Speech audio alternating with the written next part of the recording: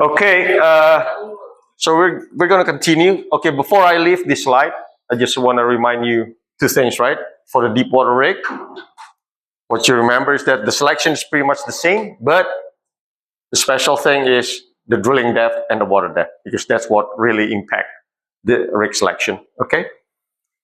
Some other is like spaces. Yeah, as you can see, all this drill ship has a lot of spaces, right? So that's the spaces that you want to be on, or to have on the rig, because you want to put, probably you're going to do a well cleanup after that, you know, so you need spaces for that, right? All right, so let's move on. So on this slide, basically what I'm trying to tell you is that the difference on the type of BOP that's going to be used, right? So in deep water, where we're using a drill ship, we can only use subsea BOP. No other choices, right? But for semi-sub, yes, they as a default they're going to have a subsea BOP. But for a certain program, so like I give you an example. Like I used to have I used to work for a company called Unical, right? So Unical, if you remember a company, a logo of 76, big orange ball with 76, that's Unical, right? So I used to work with Unical back in Indonesia, and what they did at the time, they're working in a shallow water like jackup, but they're using semi-sub, and what they're doing is they call it a saturation drilling. Yeah, basically they're doing exploration wells, but they was given a big area, and then they just want to drill just to find is there anything that we can find, right? So to be able to do that, they have to do it fast. So they're using semi-sub. One of the reasons is because of that. They don't have to put the jack up, you know, all those kind of stuff, right? They can just move, drill, move like drill, you know? And that's why they're using surface BOP. It's semi-sub, but we're using surface BOP, yeah? Because it's shallow water, okay? But in deep water, we got no options. Has to be subsea BOP. Okay? That's everything that I want you to know from this slide. Okay? All right, so let's talk about the drilling equipment in a deep water rig. Yeah. So I just look at this picture, because these pictures are the one that I want you to remember. Because these pictures are the one that's unique, yeah, to the deep water completions. Okay, so tensioner, yeah, tensioner is over here. In a jackup, in a what we call it, in a normal offshore rig, we also have a tensioner, right? But in a normal rig, the tensioner is normally used, right? Normally used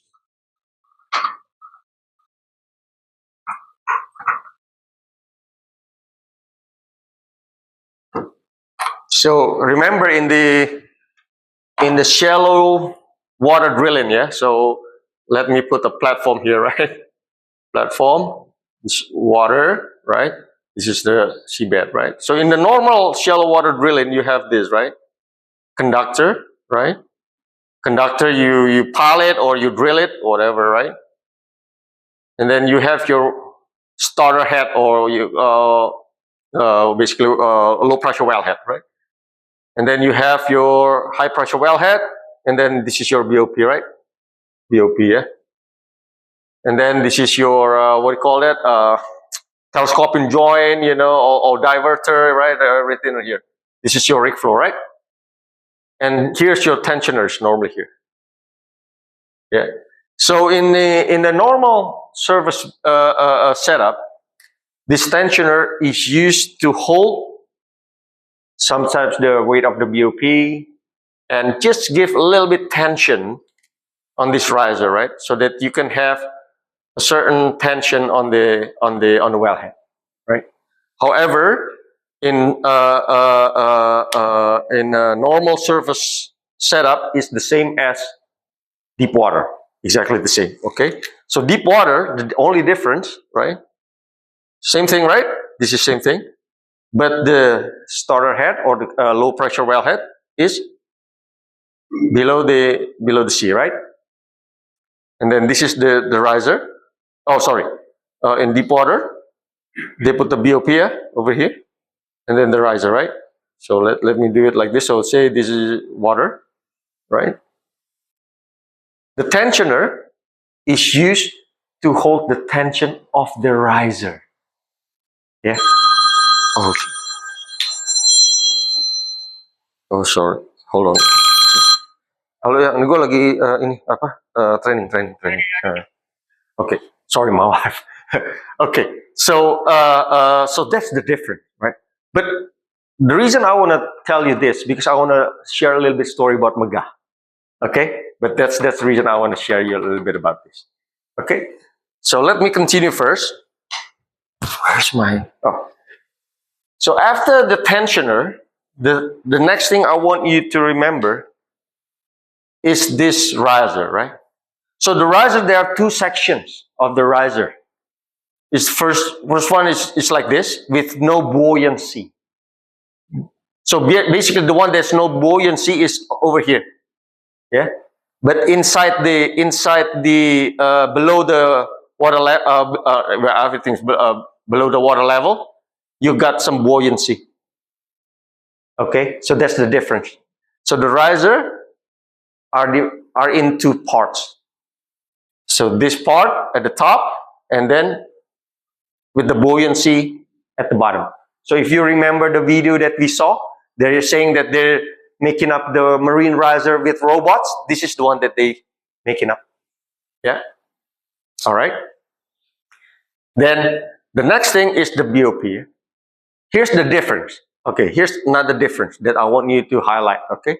The difference between subsea BOP and normal BOP. Subsea BOP has this guy called LMRP. Yeah. LMRP stands for Lower Marine Riser Package. Okay, we'll discuss about that later when we're getting to the BOP. Okay, so that's the difference between subsea BOP and surface BOP. Subsea BOP has this LMRP. Okay, another difference: shallow water doesn't have buoyancy. Yeah, and look at this riser. You know what these two lines? Anybody can guess? Exactly. That's your choke line, kill line. In shallow drilling, you just hang it like that, right? But in deep water, that's your choke line, kill line. And then, anybody can tell me what this is? This yellow, not this yellow. Yeah, you cannot see it from here. But there's a control umbilical. Yeah, control umbilical next to the riser. Why? Anybody can guess what that control umbilical functions? Exactly. That's for your BOP. Yeah, that's for your BOP. Okay, and then the BOP sits on top of a wellhead. Normal. Yeah, normal. So the difference is this is subsea. The what do you call it? The appearance is almost the same between surface wellhead with subsea wellhead, but they're actually different. The strength and then how to set up the casing hanger, things like that. They are totally different. All subsea, the way you set up casing hanger, everything are all hydraulics. Okay. In surface, in shallow water drilling, in surface wellhead, we can do mechanical. What I mean mechanical is just land it, or right turn, or this much of turn, and that's it. But subsea, no. Everything's hydraulic. Yeah, in subsea. Yeah? Okay, up to here. Anybody want to ask any questions? Okay, we'll discuss about Megah when we get into the riser section. Okay. All right. So let's talk about subsea wellhead first, right? So this is how subsea wellhead looks like, right? So it's basically the same. Yeah, you got low pressure wellhead, you got high pressure wellhead. Basically the same. Yeah, no difference. But what's a bit unique is this guy. Yeah, this is you call a guide base. Yeah, permanent guide base. What does it do? It helps your. So you're gonna run first your low pressure wellhead, right? Together with this, you have already made all alignment you need when you run this. So you don't want to do another alignment, right? For the high pressure wellhead. This is the device that helps you that. So you can just insert. That's it. Right?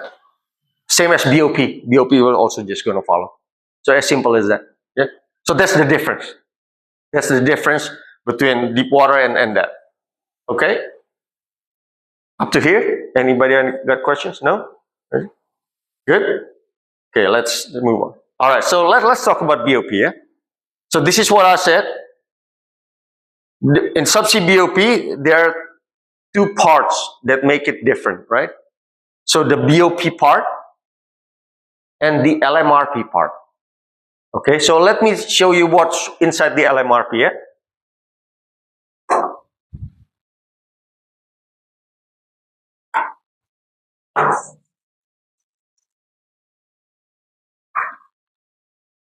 So let me draw you a normal surface BOP. Yeah? So normal surface BOP. So say this is okay. So this is the wellhead, yeah. So normal BOP, right? They're gonna have the ram over here, right? So normally they have upper pipe ram, you know, no, upper pipe ram, lower pipe ram, shear pipe ram, and then they got, what do you call this? Annular, yeah? This is surface BOP, yeah? And that's it, right? That's it. Subsea BOP, this part exactly the same, yeah? This guy, yeah? The same. Yeah, so subsea BOP is like that. But because, yeah, it's, more ramps, yeah? That's the only difference, yeah? Okay? But then they got annular, right? Normally also two annular, yeah? Deep water, right? And then above it, they have what we call as flex joint. Yeah? So this is annular, same thing, right? This is pipe ram and shear ram, same thing. So this is the same thing, right, guys? But here's the difference, right? And here's the difference. Yeah. So this is LMRP. Yeah. This is BOP. The one that has problem with the yellow pot and blue pot is LMRP portion. No, the Macondo is the BOP because they're trying to shear. They cannot shear it. But there is also issue on the wiring on the blue pot and yellow pot. Oh, so blue pot and yellow pot, yeah? It's on the LMRP, yes. Blue pot LMRP, yeah. LMRP. So the LMRP, what Macondo did, they're trying to shear, right? So shear is over here, right? So when they shear, why they want to shear? Because they want to escape. So when they escape, this is the part that disconnect. So LMRP, lower marine riser package, is what's going to disconnect. So you disconnect at this point. Yeah. So when you escape, the rig is going to bring LMRP at the bottom. Yeah. So okay, let me continue. So flex joint, yeah, here is the ball that allows your riser to do this. Yeah. Okay. So it allows the riser to do this. That's it. That's the concept of subsea BOP. Yeah? As simple as that. Okay. Up to here, anybody got any questions? It's big, yeah. It's big because normally subsea BOP have more ramps. I'll show you what when we get to Maga. Yeah? I'll show you in more detail. All right? No questions up to here? Yeah? So let me continue. Yeah? Okay, so this is the riser, right? Okay. Like I said, this is the choke line, kill line, right? Normally has the same pressure rating as the subsea BOP. Okay, so let me see the next one, right? Okay. Oh yeah, I want to explain about this a little bit as well, right? So this is why I said this is very important, tensioning, because this is the one that keeps tension on the riser. Okay? I need to explain you about this. I want you to understand about this because I'm going to go to Maga and explain you what happened in Maga. Yeah. Okay. Okay. All right. So up to here, anybody got any questions? No? Okay. Let me share about Maga. Okay.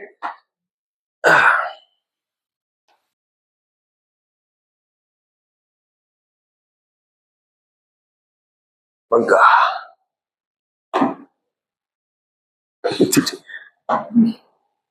Oh, where is my?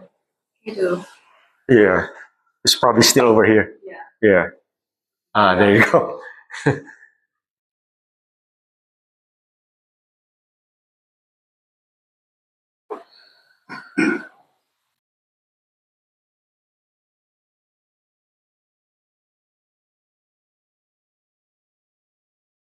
Okay. Muga is ultra deep. It's not just deep. Yeah, Maga is ultra deep because it's 9,000 feet. Okay.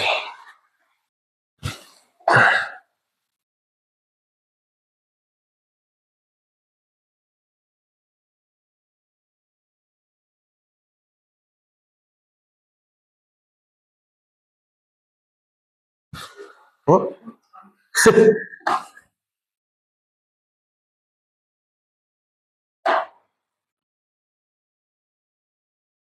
Oh, maybe I just do this. Ah, yeah. Okay. So what happened, guys? I was not involved in Maga. Okay. So because Maga is explorations, deep water, Pa Adi is involved in Maga because Pa Adi is taking care of the well test, right? And because I was only involved in development, Puan Zaza didn't ask me to be involved in this. So during the Maga incident, so do you know what happened in Maga? So what happened in Maga, right? They're doing a well test.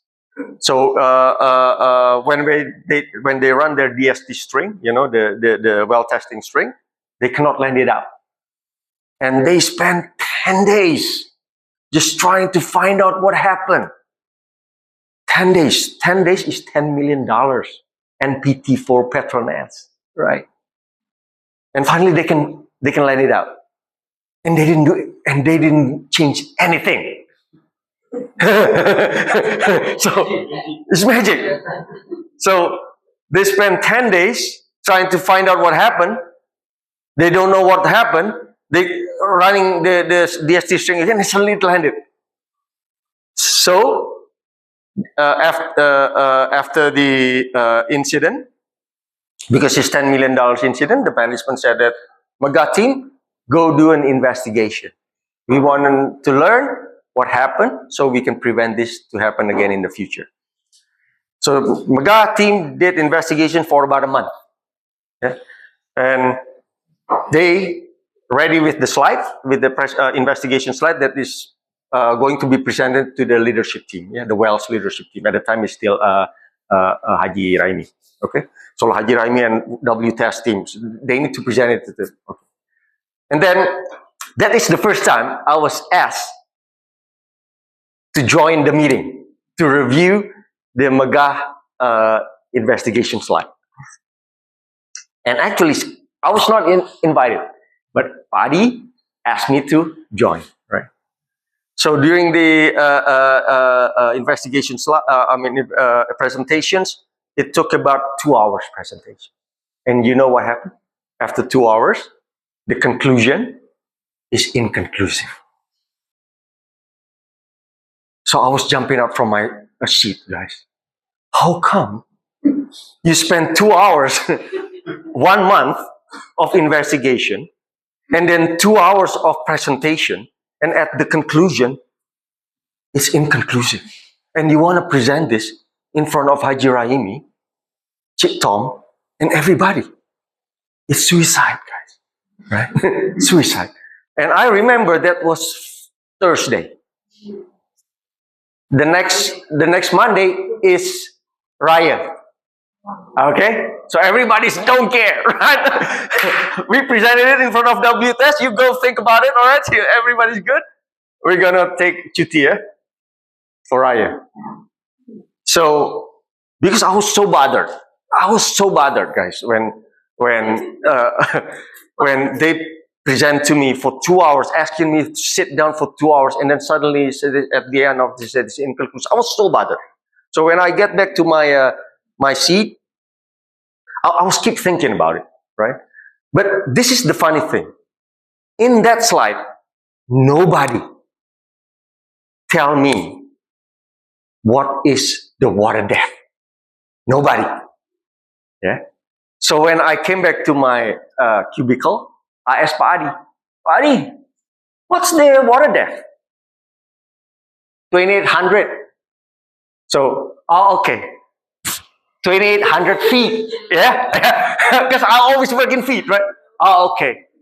2,800 feet? I said, no, meters. Then I jump up from my seat, guys.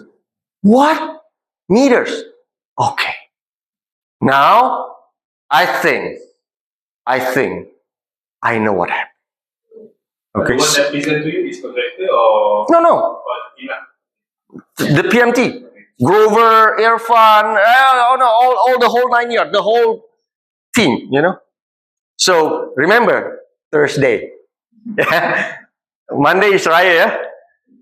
And I'm sitting down, I cannot think as well because I want to go back to Jakarta.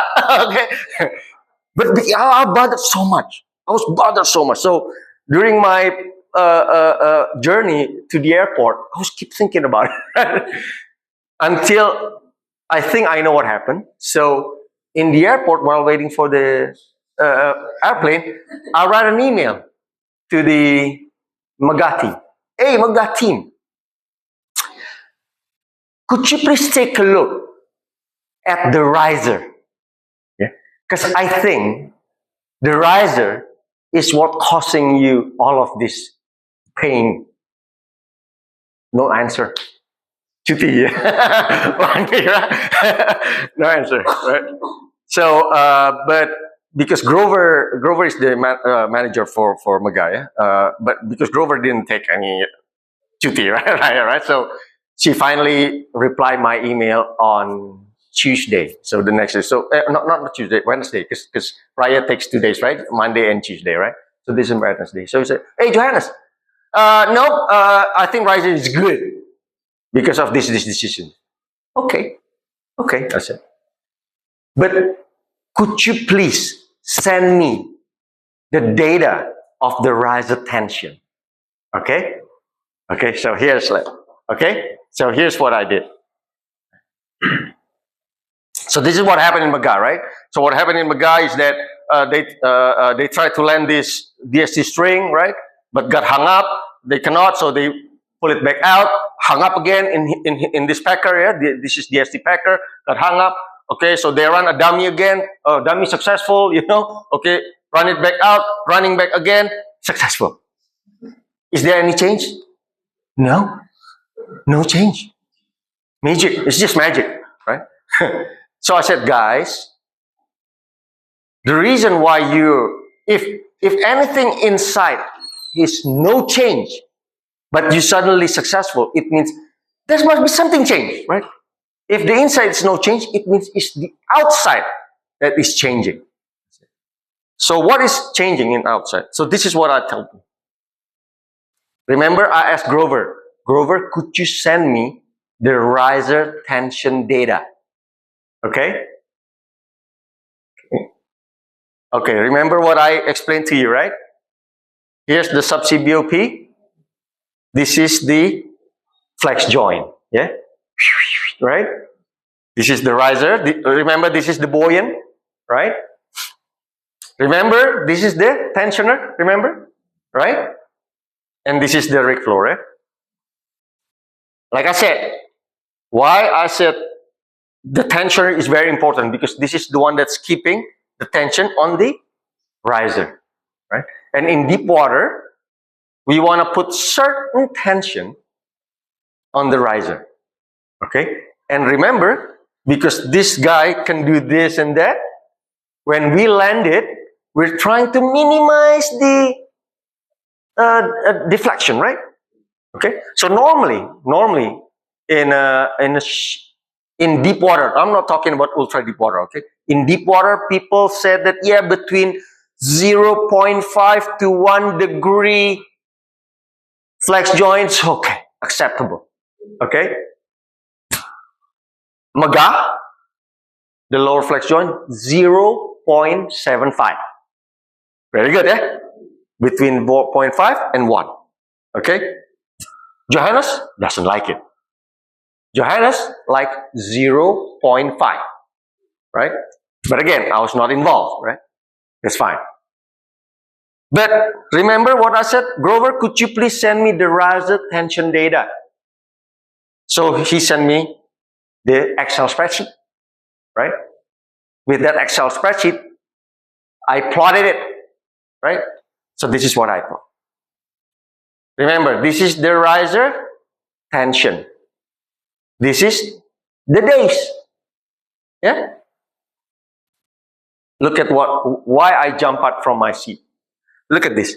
When they fail to land out their string, it's at the low riser tension. Okay? Low riser tension. This is when they have successful landing. They don't change anything. Like I said, inside, nothing changed. But outside, the risers change. So what does the riser tension do to the riser? This is what it does.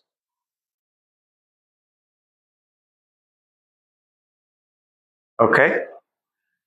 This is when they fail to land this DST string. This is when they successful land the DST string. Look at the difference. 1616, 1631. 15 kips or what? Right? Not much here. But remember, guys, this is ultra deep water. Yeah? Remember. This noodle will happen. Will happen. But here's the thing. You know the superintendent, right? Jim. When I finally finished with this, before I presented it to everybody, I have to present it to the team first, right? Because I don't want them to feel like, I stabbed them in the back, right? Guys, I think this is what happened. You know what Jim said? Even before, you look at this. Johannes, the riser, straight. Right? So that's what I said. Guys, there's a difference with people with 20 years of experience in deep water, with people that say they have experience in deep water. Okay? There's a difference, guys. I'm telling you right now, in front of all of you, in my class, in deep water, there is no straight riser. No. That's what I can tell you right now. Okay? So, they're telling me, Johannes, we have the same lower flex joint angle. How come you get to this if this is the same? Guys, this is 3 kilometers of pipe, right? So, 3 kilometers of pipe, if you change the tension, which one is going to change first? Bottom or top? Top. If there's a what do you call it? Straw, you push that straw, the one that's going to deflect is not top, not the bottom. Right? So that's why when I presented this, they all hell break loose. Yeah, so all the big bosses just went nuts. Yeah. So, but what I told the management is that don't blame the team. Okay, don't blame the team. They did everything they can to find out. But if you don't have experience, do you know what you don't know? No, you don't know what you don't know, right? Because you've never done it, right? So it's not their fault. It's not their fault. They don't know what they don't know. So that's what I told all the management. Please don't blame the team because they don't know what they don't. But why I disappointed with Halliburton? Halliburton knows what they're doing, right? They're more experienced than Petronas, right? But apparently they don't know either, right? Because what? Because it's Halliburton. Halliburton also not subsea test tree. This is subsea test tree, right? I got 28 years in deep water. I've never used Halliburton. I don't even know that Halliburton has a subsea test tree equipment. I don't even know. And I'm 28 years in deep water. No. What they did, it is a new section for them. Yeah. But what I told my boss, what I told Chit Tom is that, Chit Tom, there's one mistake that we made. It is true, it's not the team's mistake. It is our mistake. What is our mistake? We know that we're not experienced. So when we're not experienced, we need to hire an experienced people. So who are the most experienced in deep water? Schlumberger and X-Pro. Then why don't we? Right? So that's our fault. That's our fault. It's not the team's fault. The team has no deep water experience. Right? Oh, this is just what I want to show you guys. Oh, the BOP, the subsea BOP in Maga, right?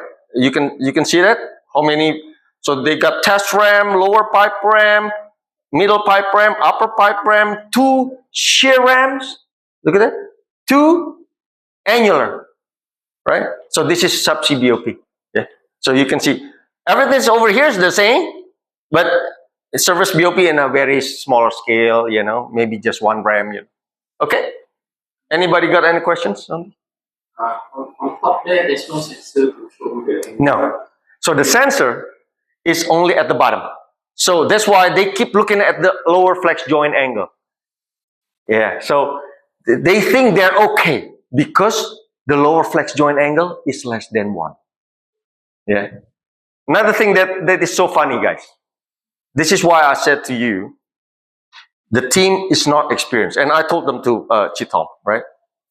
I said to Chitom, why I said the team is not experienced. In deep water, I'm telling you, the first thing as a completion and drilling engineer, I'm telling you, Hasrin, you need to remember, right? Because you're a drilling engineer, yeah? In deep water, remember,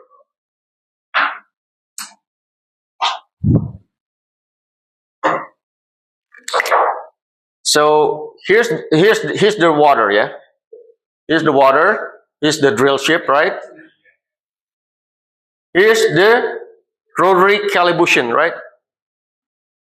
The rotary. Yeah? In a shallow water, where is your reference point? Rotary calibration, right? In deep water, can you use that as a reference point? No, you cannot. Why? This is bobbing up and down. Right?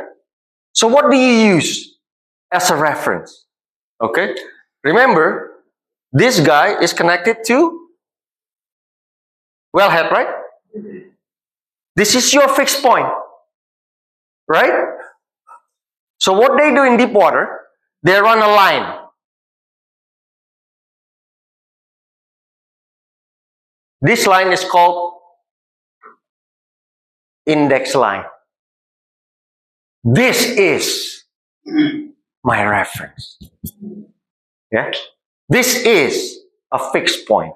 So, Hazrin, when you're on the rig, on the drill ship, and working on deep water, what you need to put on the daily drilling report every day is what is the distance between this and this, right? So I know where is my rig's position. Am I right?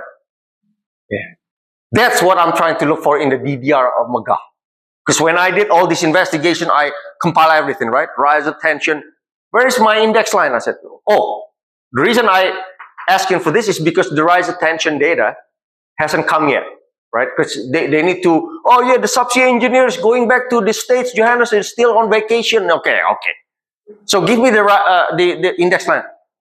Nothing. Oh, nothing? Okay, give me the DDR, the daily drilling report. Nothing. So guys, right? They don't know what they don't know. If you used to work in deep water, I want to see this every day. Because I know the position of the rig. The tension changes throughout the days because of the water depth. No. Because of the moon gravity. Yeah. And then reflect the water depth, right? Correct.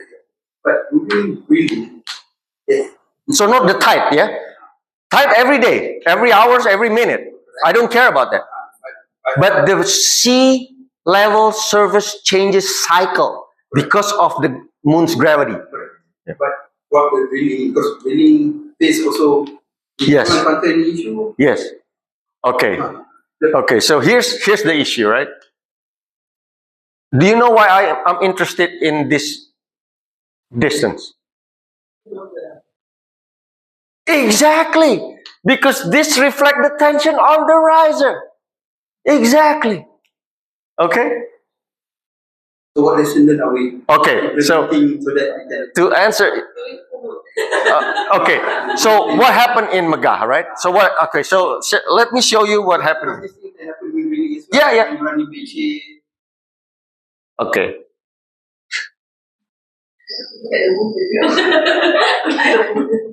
So you don't have an index, how you look at the moon? Right? Okay, right? So what happened in MAGA? Normally in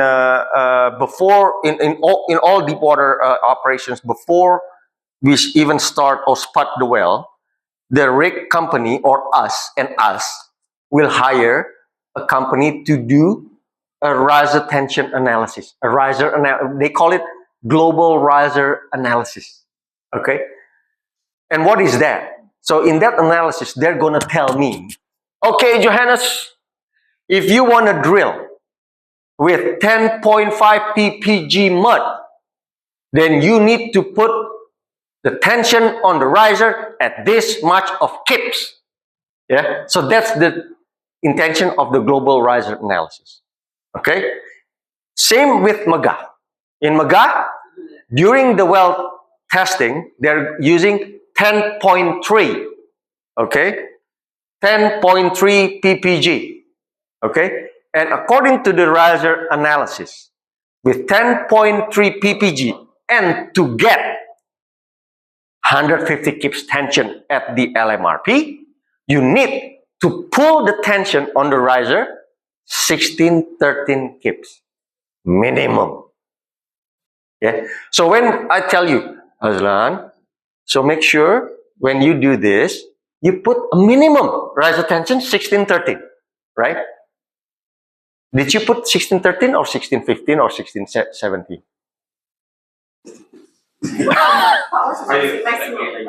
Oh, there's a maximum. But maximum is very high.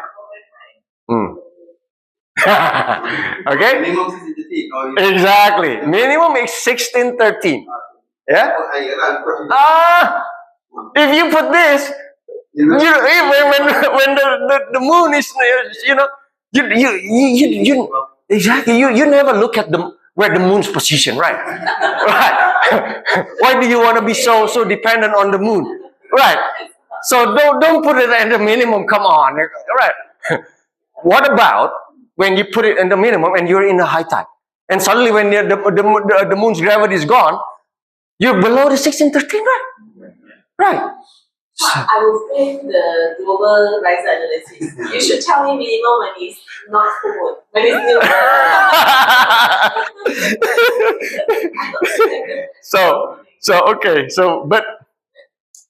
So now this is what I'm gonna tell you guys. So this is part of the thing that I told to our management.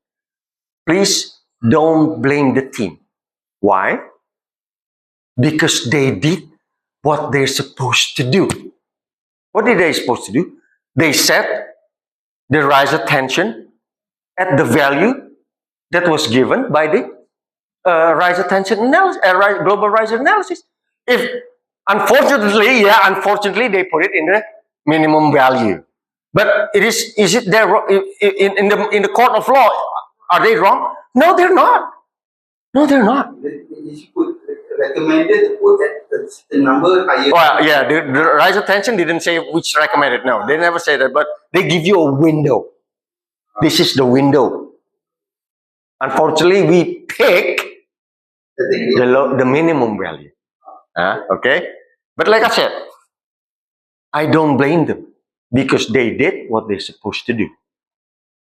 Who do I blame? I blame Halliburton. Why? No, this is serious. Why?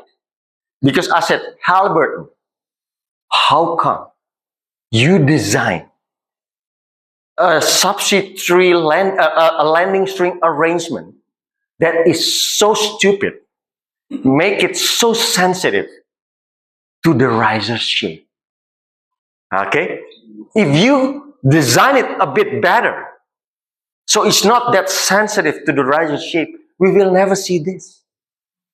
So what I'm telling the management is that the team has done what they're supposed to do. Unfortunately, yes, they use the lowest value. This is 1613, yeah? And this is when they got hung up, yeah? It's not even 1613, it's 1616 something, right? Yeah? So they're not wrong. They're not wrong. But the landing string configurations is so that makes this, yeah. Okay? And I show them example when X-Pro did it. X-Pro make it very stiff, you know. I show them how Schlumberger did it, you know, very stiff. So basically that. Yeah. Okay. All right. So anybody got any questions on Maga? So you know what happened in Maga now, right? The most problem. It has longer PT, right? For the No, this is the longest one. okay. 10 days. This is the longest one. So that's why when we do WDRP, there are several incidents, right? But we talk about the most NPT source, which is this one.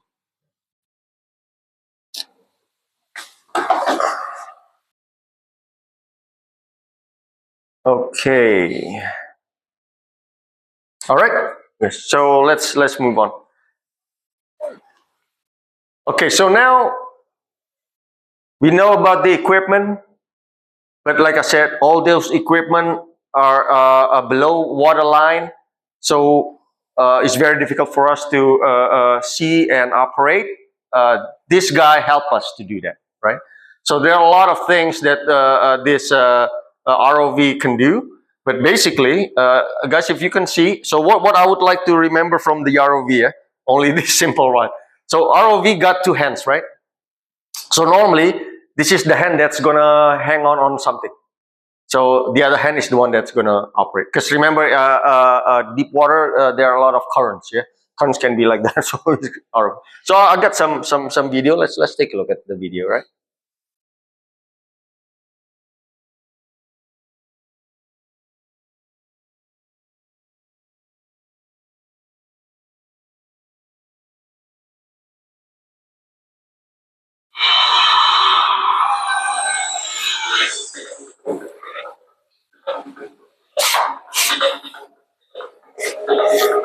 Yeah. So look at this. This is how they work.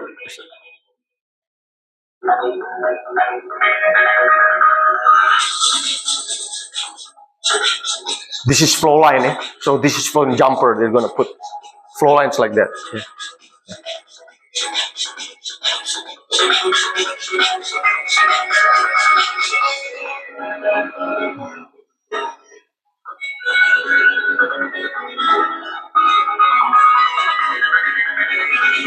Yeah, this is flow line. This is our flow line stuff. Yeah, production stuff.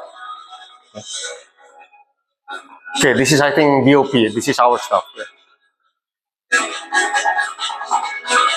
Yeah, see flow line. This is flow line. Yeah, right. Yeah, so the way flow line works in subsea is they have this scoop, so they're gonna put the flow in like that. Yeah, so that's the way you install flow line in subsea.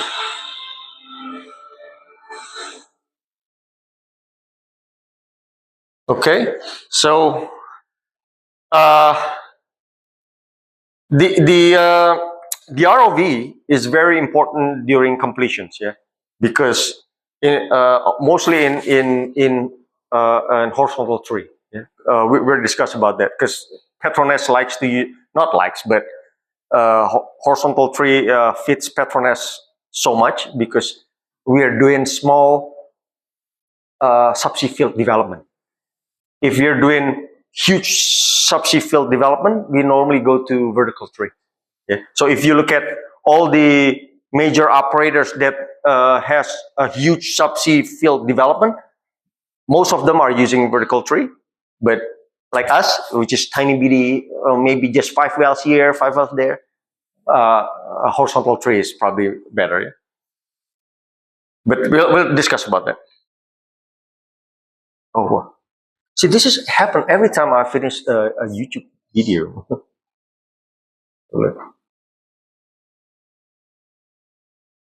Okay. All right. So subsea infrastructure. Don't worry about this busy drawing. Just listen to what I said and look at what I'm going to draw. Right? I'm just going to make it very simple for you guys. Remember, I just want to talk about concept. Okay. So let me draw a normal platform production system, right? So in platforms, say you got like this, right? So in platforms, all your wells going up here, and then you got all the separators and everything over here, right? And then you sometimes transfer it to an FPSO right here. That's in normal platform, right? So how's in subsea? Subsea, this is the same, yeah, but only this guy is the same. All of this are different. Only the FPSO is the same. So in subsea,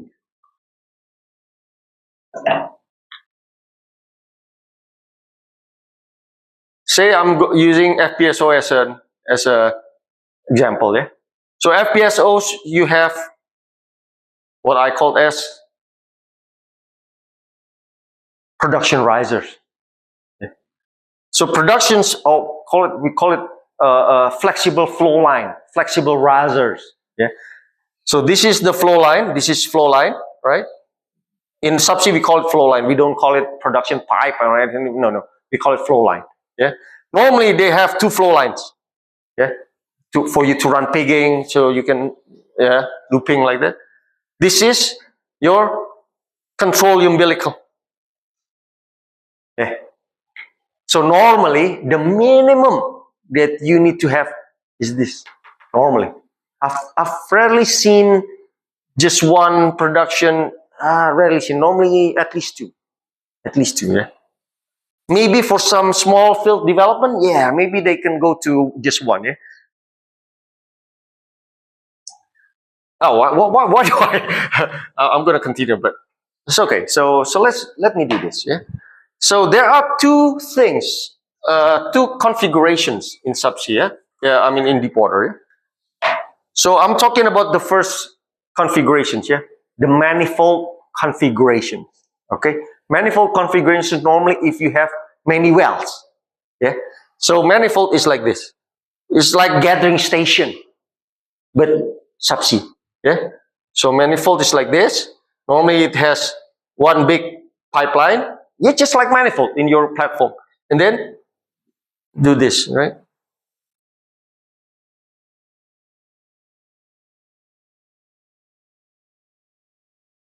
This is your this is your tree.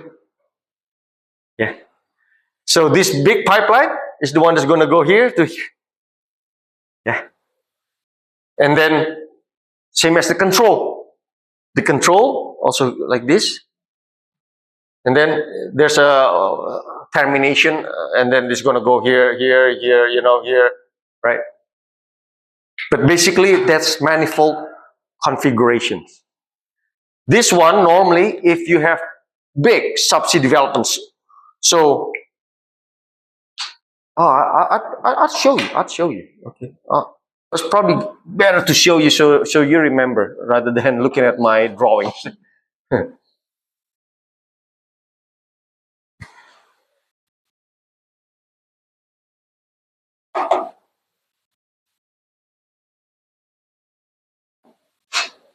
Okay.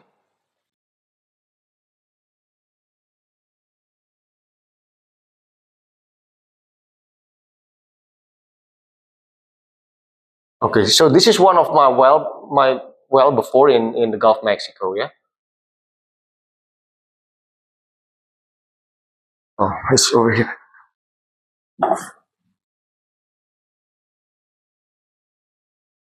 Oh.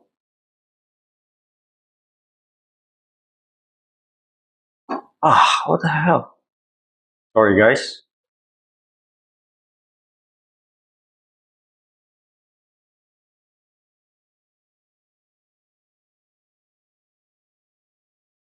Okay.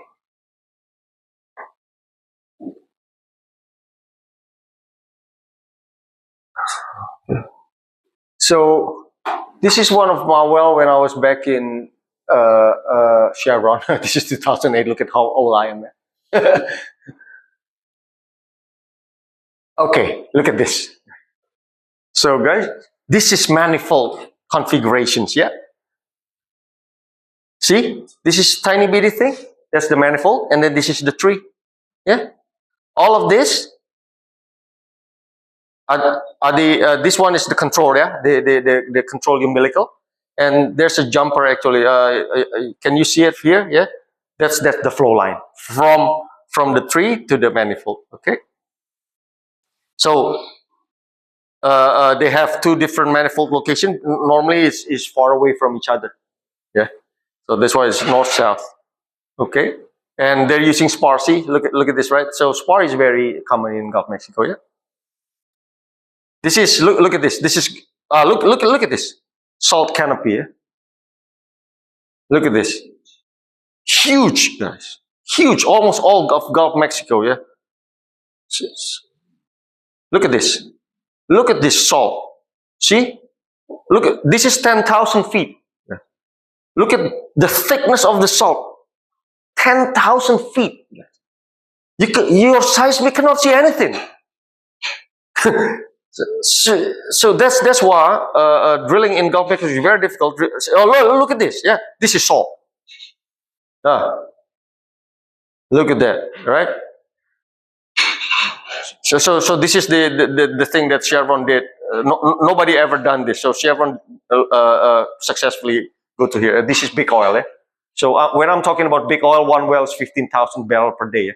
15,000 barrels per day, one well. Yeah, big oil. Gulf of Mexico is big oil. That's why $1.2 million rig rate. 15,000 barrels per day. Yeah. Most of the world is oil. Oil, yes. Yes. The little pockets. Just No. predominantly salt. Huge. No, I mean, like it's predominantly salt in little pockets of Yeah, so salt is everywhere. all across, everywhere, yeah. So if you see this, everybody drilling in Gulf of Mexico will encounter salt. Look at this, yeah.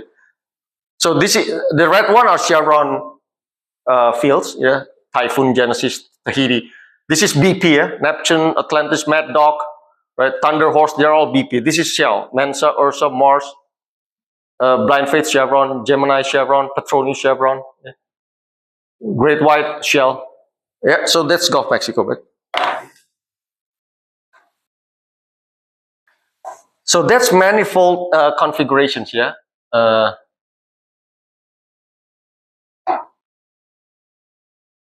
But there's another configurations. Okay, there's another configurations that is called daisy chain. What is daisy chain? So daisy chain is what Petronas will do in Brunei, Kalidang, Megah, yeah. What was it? Suriname, yeah. Suriname daisy chain, yeah. Yeah. So daisy chain, we don't have money. Yeah, because manifold very expensive. Yeah. So daisy chain is just like this, guys.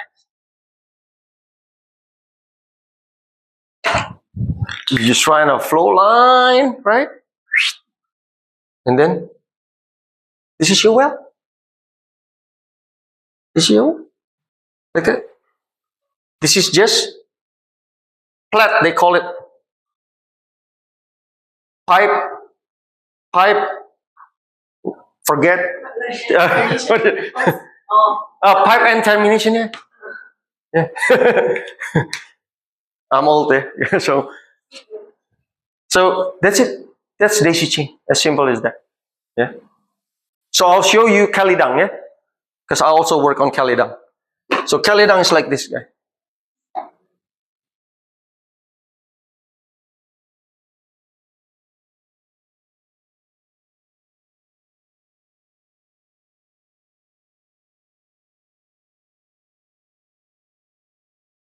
Kalidang. Yeah,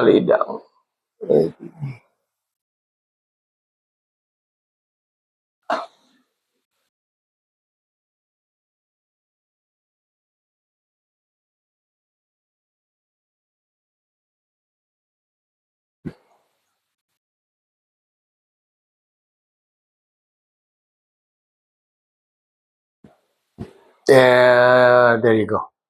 Maybe a better drawing here. Yeah, there you go. Yeah, so this is Kalidang. Daisy chain. Yeah. So look at this. This is their so they have two, right? Look at this. So 15-inch import line, right? And then 10-inch import line, right? This is control umbilical. Yeah. So the black one is the flow line. Yeah. Gas. Yeah. This is the umbilical, right? SDA is subsea distribution, whatever, right? So basically just distribute your umbilical, yeah? Your control. So look at this, very cheap. You just have a, what do you call that? A flow line, and then all the wells tie back to that flow line. That's daisy chain. As simple as that. Okay? Up to here. Anybody got any question? Yeah, we'll come to that. So after this, I'm going to talk about controls, yeah? Okay? We're good?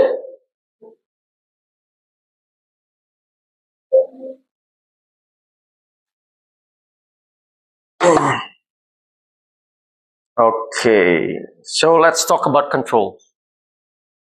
Okay, so I finished talking about flow lines, yeah?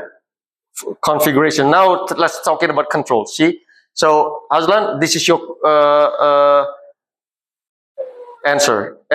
Basically it's the same, SDU. SDU is subsea distribution unit, as you can see. So from the platform, right? This is topside, right? From the platform, you're just gonna run this big umbilical, right? Big umbilical to the termination unit. From this termination unit, you're gonna go to SDA, right? So this is how it works, guys. Where is my eraser? Ah, there you go. Put it just over here. So in control, guys, what I want you to remember is as simple as this. So this is your FPS over here, right? So you run your umbilical, right? Right? And then, remember, you're going to have several wells, right? So from here, it's this guy, right? Umbilical termination unit, yeah. And then, it's going to go here, right? Right?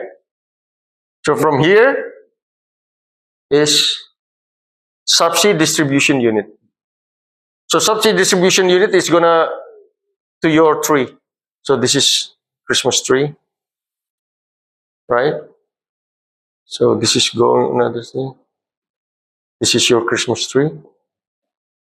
Yeah. So the subsea distribution unit is the one that's going to give you to each tree. But from your main umbilical to here, go to SDU first. From UTH to SDU first, and then SDU to H3. Yeah. Okay. What else do I want? Oh, another thing that I would like you to remember, guys. Very important. Okay. Very important. Look at in this drawing, in the umbilical drawing. What is the biggest pipe? Power. The second one? Yeah. What is that? Methanol. It's MEC. Why? Exactly. In deep water, the biggest enemy, the biggest pain, everything. The biggest scared, I'm scared the most with hydrates. So this MEC is the life of deep water, yeah? If you lose this, game over, guys. Game over. So most important, it's more important than power. If you lose power, it's still okay. But if you lose this, you game over. Everything's going to hydrate up. That's it, man. And it's going to be so difficult to remediate. Okay?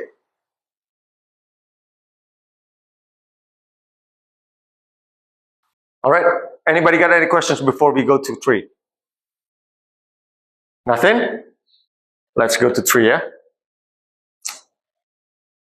Okay, so like I promised you, I'm going to talk about the equipment, right, in the deep water completions. And one of the biggest difference is this tree, right? And in subsea or deep water, there are 2 types of tree, vertical and horizontal, right? But please don't look at this busy drawing. I just want you to remember one thing, okay? One thing only, the difference, okay? Vertical tree, exactly the same as our dry tree. Exactly the same. Yeah? Just bigger, a lot of electronics, but exactly the same. Why I said exactly the same? The tubing hanger still sits on the wellhead, still the same. Yeah? And then the production master valve, still the same over here. Above it, the production swap valve, or you call it production crown valve, right? That's the way Petronas call it, right? Crown valve, still the same. Wing valve, still the same. No difference. You know what's the difference? Only this one line.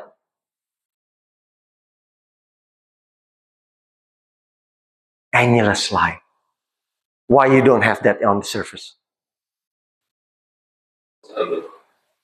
You have casing valve, right? You have casing valve, you have casing line, right? You can bleed off your annulus from there. In here, you cannot. You have to bring everything to the tree. Why? Because all the controls is at the tree. Wellhead doesn't have any control. All the electronics are on the tree. So you need to have the annulus line go in here. Okay? That's it. That's it. That's the only difference. Different with the horizontal tree. Again, like I said, I just want you to remember one thing on the horizontal tree. The position of the tubing hanger. The tubing hanger sits not on the wellhead, but inside the tree. That's it. And all the valves are horizontal. Right? All the valves are production master valves over here, production wing valve over here, right? They don't have swap valve. There's no use, right? They only have crown plug. That's it. So when we use particular insurance, Oh, Azam, that is a great question, man, but very hard to answer. But like I said, yeah, in general, because the price, nowadays, about the same, yeah, about the same. But in general, vertical tree should be a bit less, yeah. But like I said, remember, there's also two types of vertical tree. This is a normal tree, like our dry tree. There's another tree, which is more popular, with tubing head spool. Same like us. Our solar alert, we also don't put our tubing hanger in the wellhead, right? We put our tubing hanger in the tubing head. Am I right? Our solar alert. It's same thing. Same thing. So the vertical tree in subsea, the one that's more popular right now, is the one with tubing head spool. Okay, so that's a bit more expensive, but there are a lot of advantages. What is the biggest advantages of having a tubing head spool? I'll give you an example, right? Brazil, Petrobras, they run all their life. They're doing just deep water, right? They've never done things like us. Never. They don't have shallow water, all deep water. So what they do, they use vertical tree. But remember, if you have tubing head spool, once you complete, you have tubing head spool already, right? You put your hanger over there, right? Just put suspension plug, you're gone. The tree can come in a year later, 1.5 years later, right? Because the tree are long leads. Remember, this is Petrobras, hundreds of wells, deep water wells. Do you think all those vendors can build up the tree in time? No, nobody can do it. Vertical tree takes about almost 2 years to build. 2 years. So that's why tubing head spool, very popular now. Just put tubing head spool, put the wellhead, gone. We complete it later. Remember, flow line also going to take a long time, right? Yeah.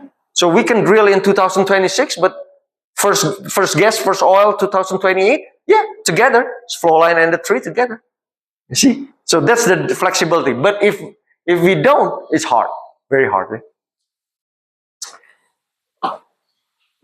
horizontal, you need to have the Christmas tree get installed together, or you cannot. Correct. That's why we like it so much. Petronas like it so much. Why? Because we're only doing tiny bitty things. We're just doing 3 wells, 5 wells. Yeah. Doesn't matter. If you're talking about 100 wells, oh yeah, it really matters now, right? But I'm talking in general, yeah? So that's the common general. Everybody got their own reasons. Yeah. Okay, anybody got any questions on this? For this one, this is the without the spool. This is without the spool, yes. This design cannot put that. This design, yeah. This design. Well, actually, you can put cap. Yeah, you can put a cap, but you cannot put a flow line. If tubing head spool, you can put a flow line there. So flow line can be put already, but the tree can be later. That's the function of the flow. Okay, so let me draw something for you. So, unfortunately, I don't have a picture. Oh, let me see if I can find some. Yeah, but let me just explain you the concept. Yeah. So this is the tree without tubing head spool. Yeah. So if the tree without tubing head spool, so this is just the wellhead, right? And then this is just the tree, right? And then tubing hanger sits over here. Yeah. Right, like that. It's tubing head spool, but the flow line needs to be connected over here, right? Same as us, yeah, servers. So it means you can only use you can only install flow line when the tree is on, right? All right. This is tubing head spool, yeah. This is the tree, yeah? This is the tubing hanger, right? So you can put the flow line You don't need a tree. But without the tree, can the well work? No. So, like I said, they can do as much as possible because the tree is the longest lead item. In all deep water project, tree is always the longest lead item. Okay? The flow line is there. So the flow line is there. This is ready. What you need to do, you just send a, what do you call that? Intervention vessel, install the tree. That's it. The flow line don't have to and get on the tree. No, because it's connected to the tubing head spool. The tree is over here. We need the line. That's the first so all the way. All the controls there. Oh, the control's here. Yeah. Oh, you mean the control? Oh, the flow line. Yeah. So it's not for flowing. No. It's just for construction. So they at least they do everything before the tree comes. Yeah. So they don't do anything in series. Once the tree ready, they can install it right away and then produce right away. They don't need to install the flow line again or anything. No. Yeah. But we cannot do it with horizontal tree. Yeah. Horizontal tree has to be in series. The tree first. We cannot even drill without the tree. Yeah. So, but it's more flexible than here for tiny bitty projects. Yeah? If only 3 wells, 5 wells, just do it horizontal tree. Simpler. Horizontal tree is more simple. Okay. Yes. Endless bluff is tapping into A and this B. Correct. Only A annulus. Yeah. Same as. It's not critical to monitor this process. Okay. So in subsea, there's no way that we can control B and C annulus. However, we're going to discuss it also in here. There's a way to bleed off that pressure. Okay, so we discuss about this. But yes, B and C in subsea. That's why normally, drilling engineer job in designing subsea wells is a bit harder now because now they need to think the casing strength for this to hold this, and then the way that they want to choose to bleed off the annulus. Okay, we'll discuss about that.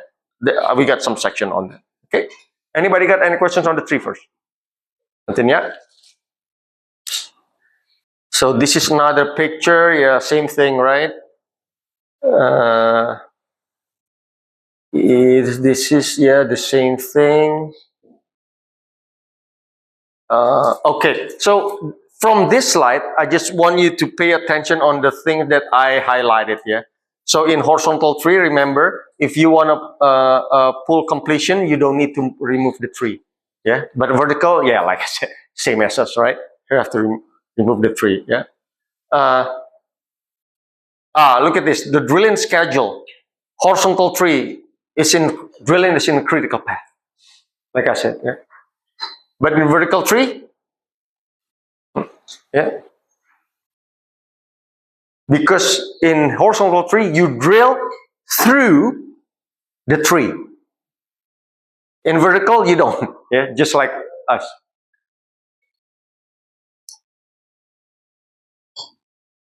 Yeah, like I said, slightly lower, slightly higher if using tubing head spool, yeah, the cost, yeah.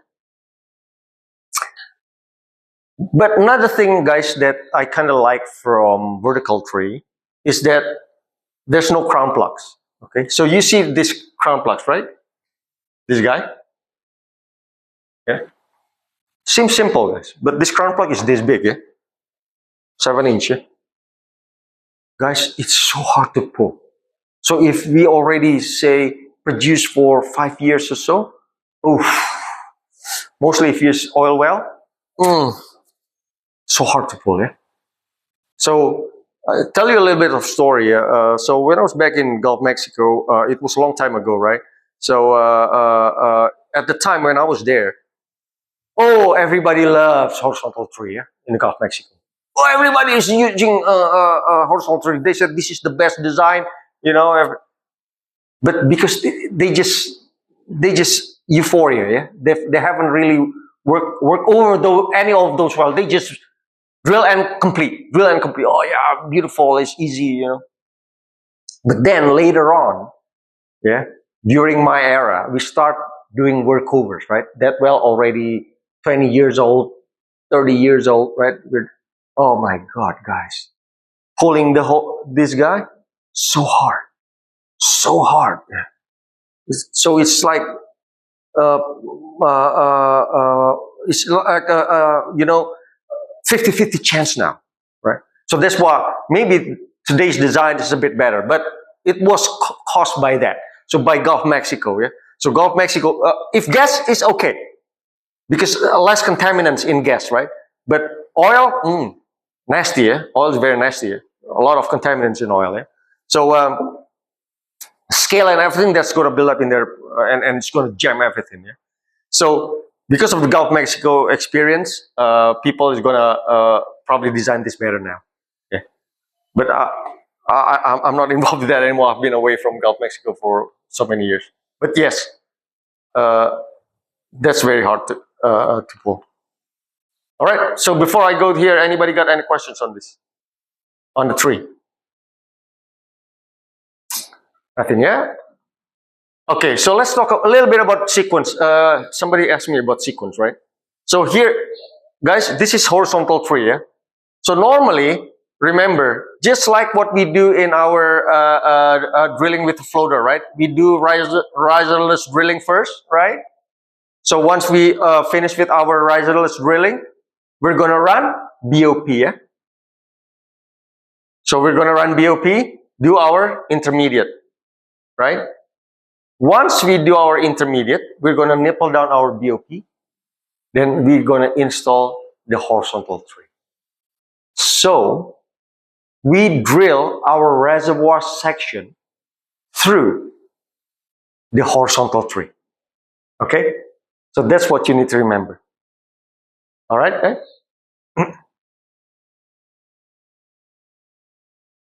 Vertical tree is just like us right now. Nothing different. Yeah. So we do our riserless drilling. Once finished, we're gonna nipple up our BOP, do our intermediate. Once we finish with intermediate, we're gonna drill production hole. We're gonna drill our reservoir. Once it's finished, we're gonna do completion. That's it. And we install our tree. So exactly the same. Yeah. Exactly the same as our surface tree. Okay. So up to here. Anybody got any questions? Concept, yeah. I just want you to remember the concept, okay? Don't worry about details, just concept, okay? So what I'm explaining to you right now is just concept. Okay, so the tubing hangers, this is what I call as if we have tubing head spool. If we have tubing head spool, yes, a little bit more steps, yeah.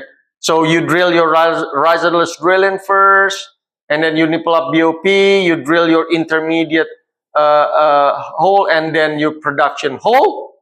So you finish with your drilling. Basically, you finish with all your drilling. But before you complete, you install tubing head spool first, right? So you have to nipple down your BOP. Yeah? So guys, why I show you this? Because this is normally how people do it in deep water. They are going to hop. This is what they call it as hopping. Yeah. So nobody in this world doing one well first, like what we do in surface. Doing one well, and then okay, doing this. No, nobody. In deep water, everybody. Because what? You guys see all those equipment, right? The subsea BOP, marine riser, you can believe 3,000 maga, 3 kilometers of pipe just to the seabed, right? So if it's possible, don't you bring everything up until you're required to test the BOP, right? Because you need to, how many days that you have to test the BOP, right? Exactly. Because once it's down there, try to maximize it. It's down there. Don't pull it out. Because if you're pulling out 3 kilometers of pipe. Okay? So that's the reason why. Everybody's doing it like this. Yeah? Another requirement is you need to do BOP inspection once the BOP retreat. Hmm. And you will take around 10 days to do this. Exactly. Yeah. So like Kalidang, right? All the schedule is incorporating that. So they take that into account already. This the BOP testing. Moving from the Hmm. well, they'll still need to No. taper down the No. So they just unlatch and they just hop. So they're gonna dangle the BOP down. Yeah, so just pull a little bit, but the drill ship is gonna run with the BOP and the risers. Yeah. Oh, you're way underwater. It's just dangling. So they probably just gonna pull it like a couple 100 meters, right? And then just gonna sail with that. All right. Anybody got any questions on this? No. George. Eh? So we remember, okay, from this course, the impact of water depth. Okay, so this is what I want you to remember. Okay, first thing, the most important thing, the water depth impact to the pore pressure frag gradient. Why the water depth impacts the pore pressure frag gradient? I tell you why, right? So look at this picture. This picture is probably tell you the best story. Eh? Look at the difference between the overburden. Okay? In shallow water, huge overburden, right? Because huge overburden, frag gradient, huge, right? So it means the pore pressure is pore pressure, right? So it means if the frag gradient is huge, you got a huge window between pore pressure and frag gradient. That's why in shallow water, you can drill the well in a normal number of casings, right? You can, normally you just what? 30-inch conductor, 20-inch, 20-inch, and then after that 13.58, and then after that 9.5, what's that? 9.58, yeah? 9.58, and that's it. And then you run liner or you run completion, right?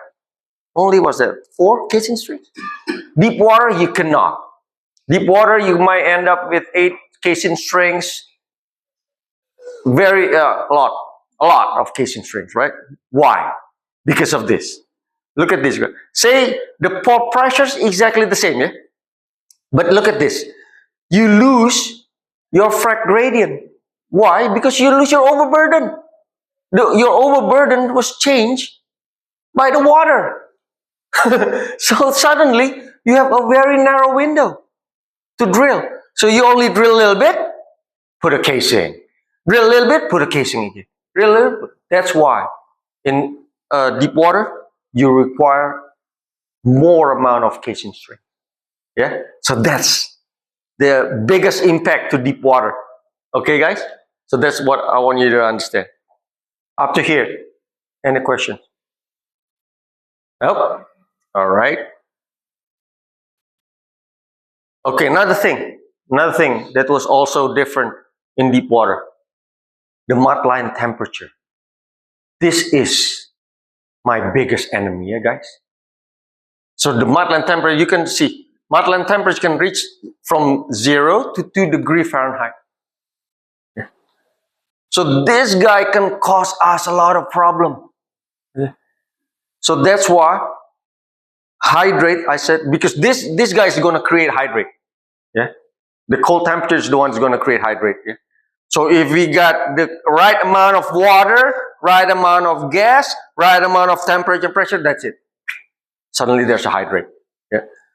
So tell you a little bit story of when I was workover superintendent for a deep water field in Indonesia. Yeah?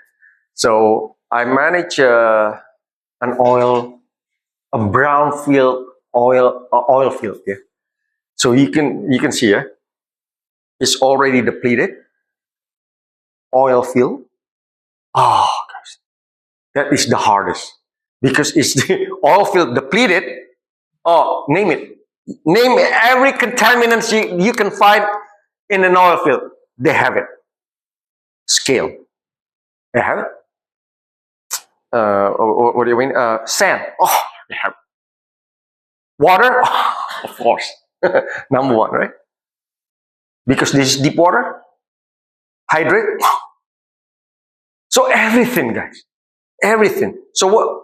You know, I was so busy doing all the intervention, all the workover. Because what? Because of this. Yeah. In 2 months or so, production's going to call me. Johannes, yeah, this well is the production dies. I think we already ran a slick line. Yeah, confirm there's a hydrate form. Because hydrates always form in certain place, right? Remember, because of temperature, right? So when they check a hut in that place, they know already. So the slickline people already know. Yeah, this is hydrate. Yeah. If they check deeper, scale. They already know. If they check even deeper, I sand. So they know. They know already. So when they called me, Johannes, yeah, this well's okay. This well's down. And then a month later, Johannes, this well down. Okay, this well's down. So you do that every day. Why? Because you're going to compile it to make it economical for a campaign. Okay, so how many wells got hydrate? How many wells got sand? How many wells got a scale? Okay. We got 10. Yeah, good. We got 5. We got 8. Okay, good. Is it justify me to do a coal tubing campaign? Yeah. Okay, good. So let's do hydrate milling with coil. Easy job, yeah. And then what do you call it? Clean up the scale at the tubing, right? Coil tubing again, milling again, easy, right? What's difficult? Cleaning up sand, guys. Because Westino is a long horizontal well, and when it's sanded up, the sand. Okay, I'm telling you the sand. You show me the type of sand that hit the Tangga Barat, right? Yeah, it's sand, right? It hits the screen until it's create holes, right? In Westino, no, they're like mud, so it's really fine. It's like mud, yeah. So if you do this, you cannot. It's like fines because depleted. So it's nasty, guys. Yeah. So it's nasty. So I told you, it's nasty. In Tangga Barat, we can still see sand, right? I think it's fine. Yeah. Yeah, see? Yeah. So, guys, I'm telling you, so I've seen a lot. But let me tell you, my biggest, I told you, right? I got 28 years of experience dealing with deep water.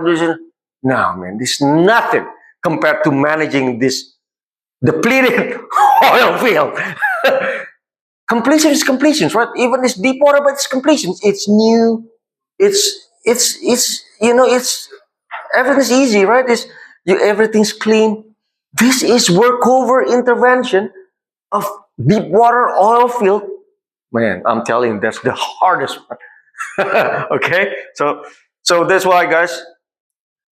This we will never get this in shallow water, because in shallow water the temperature is not gonna reach this one. Okay. Okay, so this is our biggest enemy. Yeah. So this is it. So our biggest enemy is hydrate, right? So what is hydrate? So hydrate is like crystalline solid form of water and gas, right? So if I read in Google or was that ChatGPT, right? I think hydrates was formed by 90% water or 10% gas, or but at the right pressure, at the right temperature, it will form. Okay, so this is our BOP here. Look at these hydrates, right? So how can this happen?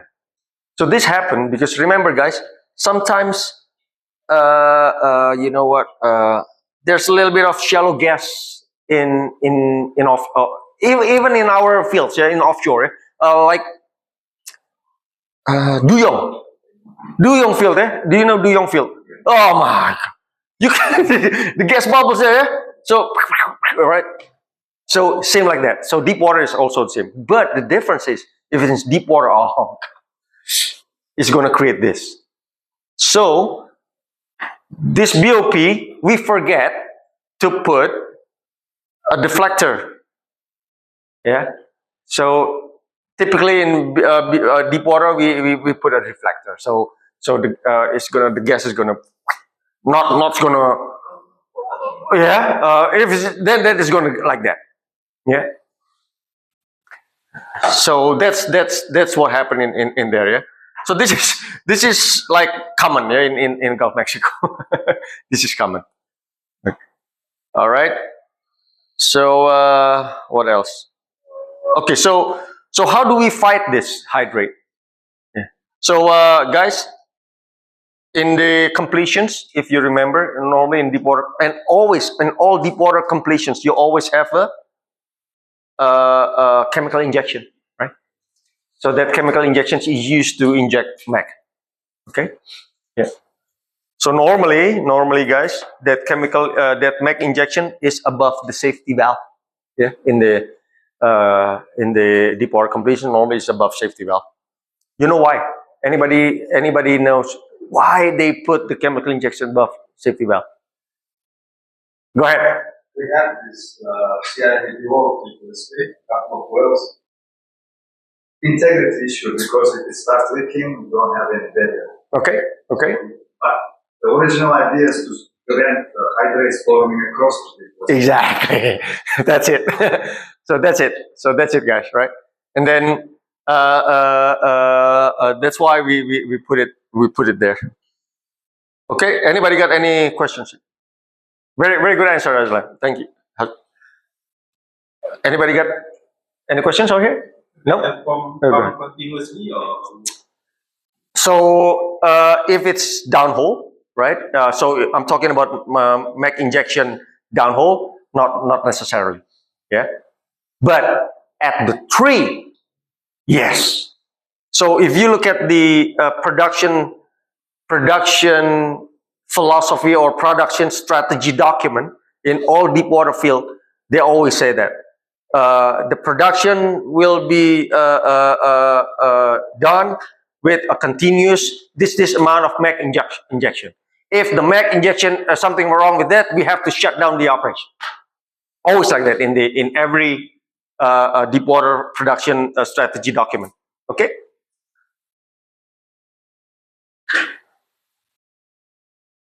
Okay. So guys, don't worry about this busy slide.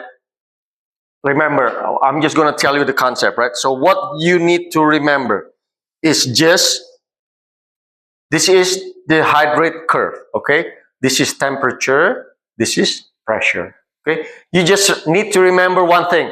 Okay, if you look at this pressure and temperature, the hydrate graph will look like this.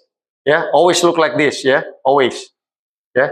And what you need to remember, right side is the hydrate free region. Okay, so if you have a temperature of 90 and the pressure of only 2000, there's no hydrates gonna form. But if you're in, look at this, the temperature, the colder the temperature, only tiny bitty pressure is enough, right? Oh God. Oh, this is must be, there's a lot of scam, yeah? Right now. Okay, so guys, but if you look at this graph, look at this graph, right? This is water. So this is just water. So look at this. If it's water, the hydrate free region is very small. Yeah. Right? So if you have water in your well, mostly you're gonna get hydrate. See? Yeah. Because this is your safe place is just very small. So you don't want that in completions, right? You don't want that. That's why in completions, in deep water completions, never use seawater. Yeah? Remember, eh? In deep water completions, never use seawater. Okay? We use brine. Yeah? But our brine, we're gonna test it. How good it is in dealing with hydrate. Look at this. Yeah. What is the best one? This guy, right? What is this? This one, yeah. 11.7 ppg sodium bromide. That's the best one. Yeah. Over here is basically brine only, right? But what? With what? Mixture. Yeah. So this is what I normally do in every deep water completion. I always mix my brine with MEG. Okay.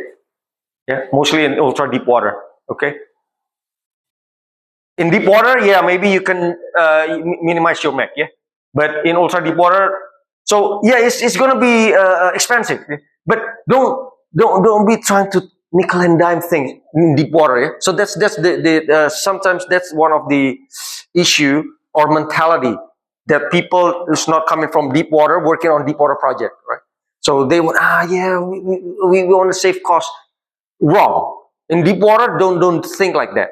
Okay, because you try to save a little bit of cost, it's gonna end up you're gonna spend a lot of money, right? So I give you an example. I forget what's that.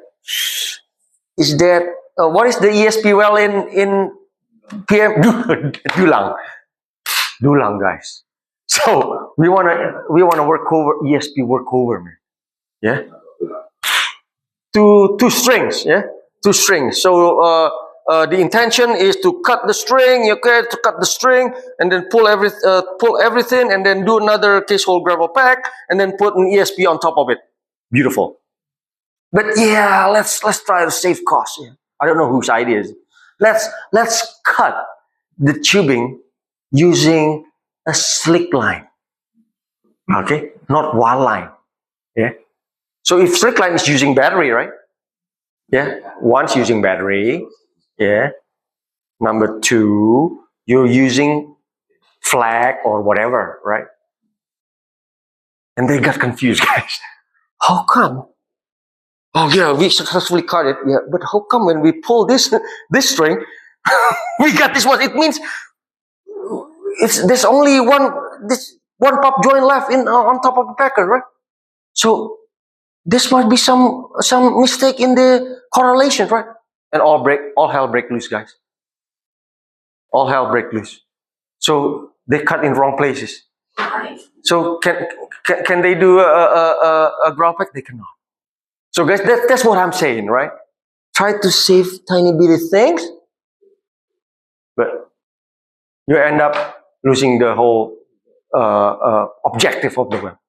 All right, guys. Okay, so guys, we have 10 more minutes. Yeah, 10 more minutes. So I need to ask you some understanding. Okay. All right. So let me go back here pretty quick. Why do you think that we require a lot of casing strings in deep water? Because of what? Exactly. Because of narrow mud window. Very good. Very good. Another questions, guy. Okay. Okay, let me go back here. Guys, remember when I said it's hard to pull the crown plug? Do you know why? Do you know why? It's contaminant scale. Eh? In a long producing 30-20 years oil producing well, scale is going to build up and it's going to make everything hard, right? Exactly. Another thing, guys, that I want you to also tell me what is the main difference between vertical tree and horizontal tree. One biggest difference. Location of tubing hanger, that's right. So the location of the tubing hangers, vertical tree at the wellhead, horizontal tree at the tree. Yeah. So that's the biggest one, right? Remember, what about the valve configurations? If vertical tree, the valve configurations is vertical. If horizontal, valve configurations is horizontal. Very good. Yeah. So let me go back a little bit. Yeah. So guys, normally in deep water subsea field configuration, you normally how many flow line you like to run? 2 plus 1 umbilical for control. Very good.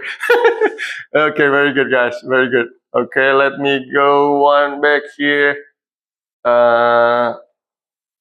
Okay, guys, why the riser tensioner is very important?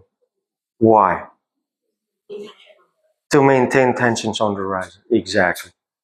Exactly. Guys, do you know which part is actually disconnected on this subsea BOP? LMRP. That's very good, guys. So, very good. So, I finished with my questions. Anybody got any questions for me? Back to the sequence of Sequence, okay. energy. When we put down 3, Which scenario? Horizontal tree or vertical tree? we put down the So the horizontal tree scenario? Okay. we put down the OP. Mm-hmm. It will test it like So over here, right? You finish your drilling the. So you finish drilling with your production hole, right? You pull your pipe out, right, Amir? Okay. Then you want to install your tree, so you pull your BOP out, right? Park it at the site. You do all your testing and everything that you need on your BOP, right? Then the rig is going to run the horizontal tree install. when it is connected, consider the magnetic state from Oh, you mean from here? Okay. So are you in well 3 now? Okay. Yeah, you want. Why don't you nipple down the BOP at this point? Yeah, when we disconnect, consider as simple line. When we wait. Going from well 3 to well From going from well 3 to well 2. 3 through well, yeah. We just unlatch.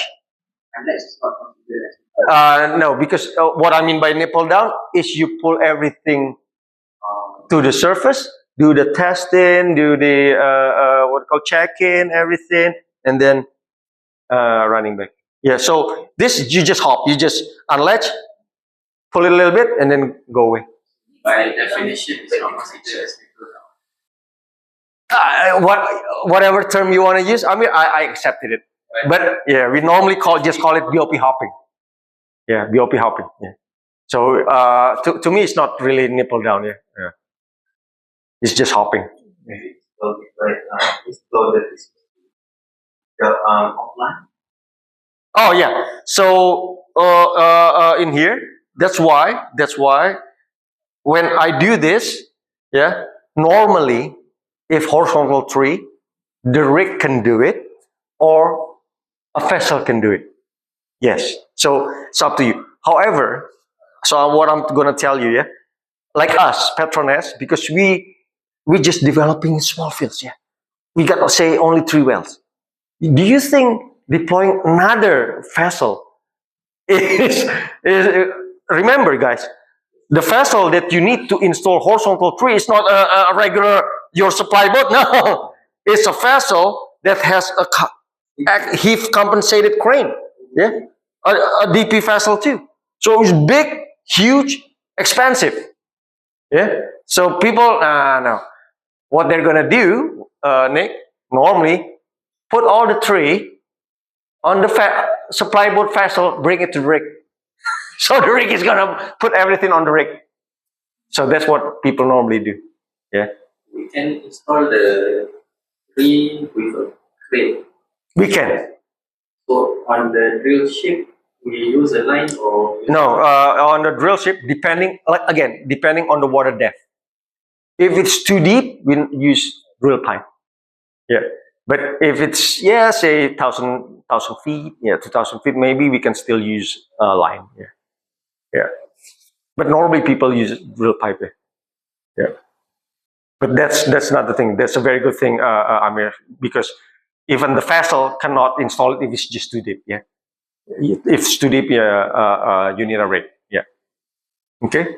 Very good, guys. So I think that's the end of our session. Yeah.